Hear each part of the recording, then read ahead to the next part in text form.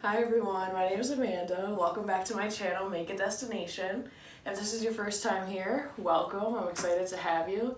This is a travel channel where we talk about how I help you make it to your destination, but I also reflect on my own past experiences, try to give you advice for the future, and hopefully when this is all over, we can enjoy travel more than we did before. So I'm excited to share this video with y'all.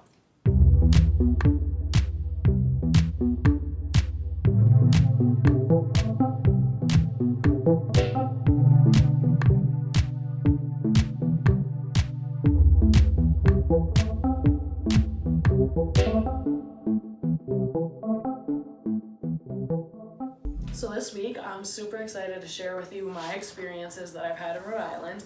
I've been to Rhode Island numerous times. I would probably say 9 or 10, visiting different parts, going to the beach, going to the city. It is a lot of fun. That state packs a punch, and it's very underrated. So I would say go. If you haven't put it on your list already, it is a place to go. So yeah, I don't know. I've always loved Rhode Island. I think I kind of want to take a break since I've been there so many times. But, like this video, leave a comment down in the comment section about your favorite place in Rhode Island, what beaches you like to go to, what your favorite restaurant is, because I'm about to spill it all right now. So yeah, subscribe, click the like button, and comment. I would love to hear from y'all. Alright, so the first thing I want to talk about is Narragansett Town Beach. It is by far, in my opinion, the best beach in Rhode Island.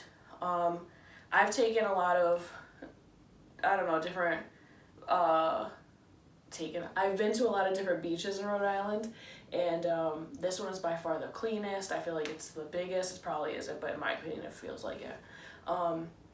It's just such a beautiful beach. It's one of those where I don't feel nervous to go all the way in. Usually I'm looking around and I'm like, ooh, is there stuff in the water? It's looking a little murky.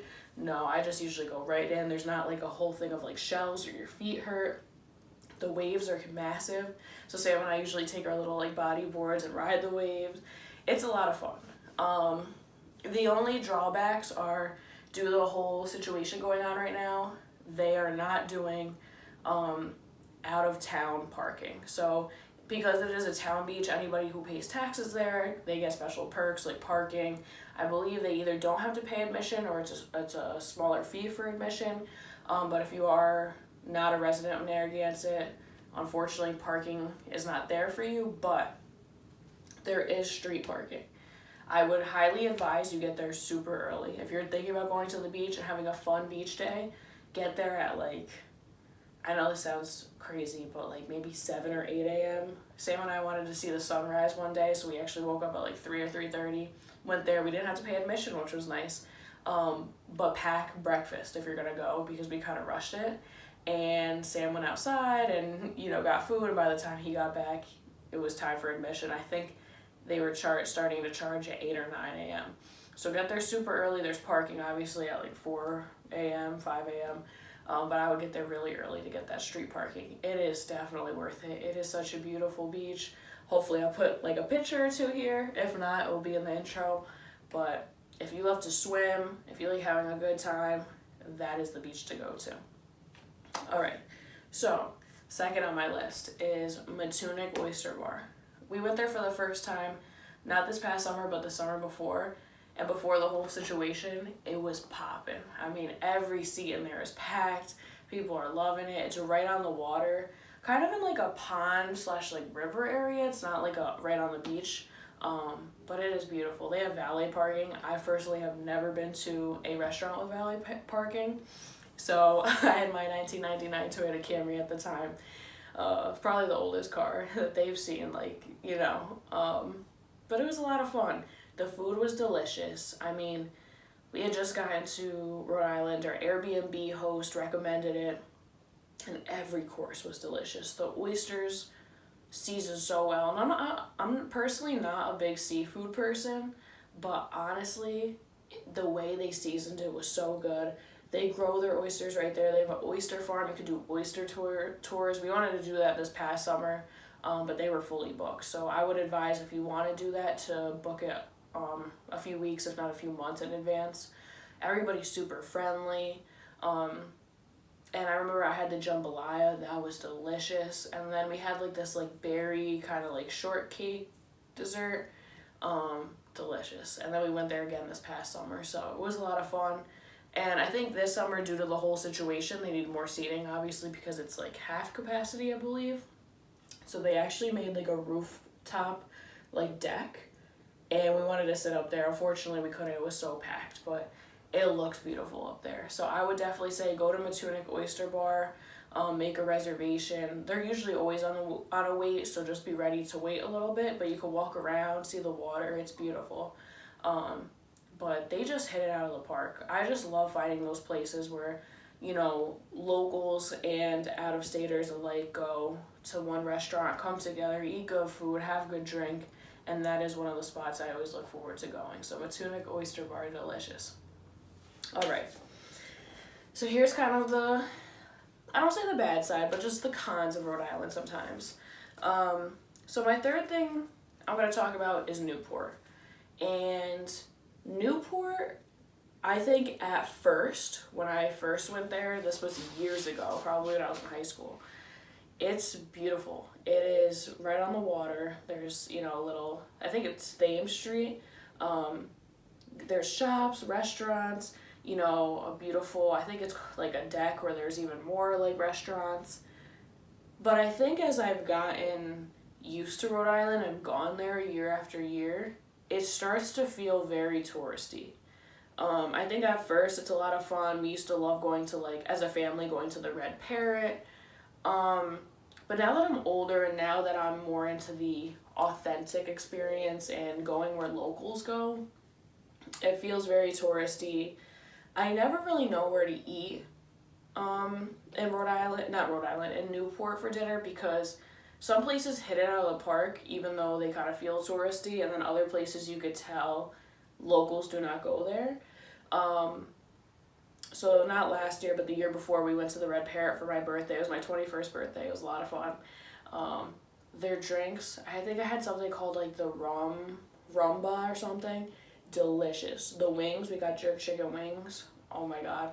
I love wings. I can eat wings every day of the week. Different flavor. Blue cheese, ranch, do it up. Delicious. But once we got our food, it was a little questionable. And again, for restaurants, they're not always gonna like hit it out of the park. Like one course might be really good, another course might be But yeah, I don't know. I just feel like after years of going to Newport, it kind of feels touristy. So just keep that in mind. It definitely is a spot you should go. But I feel like Sam and I always like staying in Narragansett and visiting Newport and not staying in Newport for that reason. It's still like a cool place to go. It does have an older vibe. It isn't one of those places where you see, in my opinion, a lot of like people in their, you know, early to mid 20s kind of going bar hopping. It's definitely an older crowd. So keep that in mind if you want to go to a place like for clubbing, you know, once the situation resolves itself. If you want to go somewhere for clubbing, I wouldn't say Newport, Rhode Island is the place to go. I think there are live music places, but if you're into like electronic dance music and raves and all that, this is not the spot, but it's still a lot of fun. And there is, you know, touristy things that we like to do. Like we rented this, what was it called? It was like some type of like four-wheel, hopefully put a picture right here. If not, it'll be in the intro. Some sort of like fun like car we rented. It was like low to the ground, like it's gonna bother me, but it was a lot of fun. Sam and I alternated. We were blasting music like usual, and it was just a lot of fun just to do that in Rhode Island and stuff. So Newport, there are pros and cons. I don't know if I would stay there personally. We actually had a nice Airbnb this year in Newport. But I think it's more expensive and harder to find a good quality Airbnb directly in Newport. And just remember, if you do stay outside of Newport but want to do a lot of Newport activities, you're going to have to cross 2 huge bridges. So the tolls could add up. I forgot how much exactly they were, what the prices were, but you're going to have to go back and forth on the bridges, so just remember that. And then lastly, fourth on my list, This is a part that I really loved about Newport. It's the strip on Broadway. So it's kind of a little bit away from the touristy area, but it was right near our Airbnb. And there was a few restaurants that we loved. Country Court, or not Country, sorry. I'm thinking up here. Corner Cafe. Now I know it's probably been on like a lot of TV shows, travel shows, but I'm just gonna hype it up again. Corner Cafe, it is one of the best breakfast spots I have been to. The service is amazing. The coffee was to die for. I had this like hazelnut latte. Oh my gosh. The art on there, how creamy it was, had a lot of flavor. And honestly, every time we went, because we went like, I would say 3 or 4 times because it was just that delicious. It was very consistent. Everything was good. They have all these different varieties of hot sauces. I guess Rhode Island makes some of their own. I think it's called Reds. And it was just delicious. So I would definitely say go to Corner Cafe.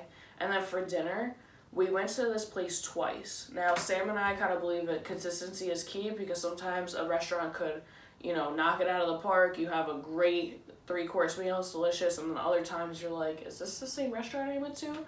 The other one I want to hype up is Caleb and Broad. Oh my gosh. The drinks, again, the service, the food, seasoned very well. We went multiple times. The art, the vibe in there is cool. So yeah, I would say that part of Newport, kind of Broadway. It's still touristy, but it doesn't feel as touristy as Thames Street. And honestly, Rhode Island is just a good place to go because there's a lot of activities you could do. You could go to the beach, you could walk around. There's older mansions that you could see in Newport because a lot of wealthy people in America, they had their summer homes in Rhode Island. So this was a place for them to get away a little bit from, whether it was from New York City or Philly or wherever they lived. It is, beautiful to see those mansions. Sam and I didn't go, but I have been to some of the mansions, and it just takes your breath away. So if you're a history buff, that's a great place for you. If you just want to chill out on the beach, Narragansett Town Beach is for you. The restaurants are pretty cool, but again, just remember, if you're looking for kind of a clubby, kind of a younger crowd, I don't think Newport and Narragansett are for you. But Sam and I went in one of our early 20s and we didn't feel super out of place. They're still younger kids, families going on vacation. It's a lot of fun, so I would definitely recommend it. Again, let's click that like button, subscribe, and leave a comment. Have you been to Rhode Island? Is there a certain part that you like? Is there something you felt like I left out? Just let me know. And thank you for your support. And until next time, I appreciate it.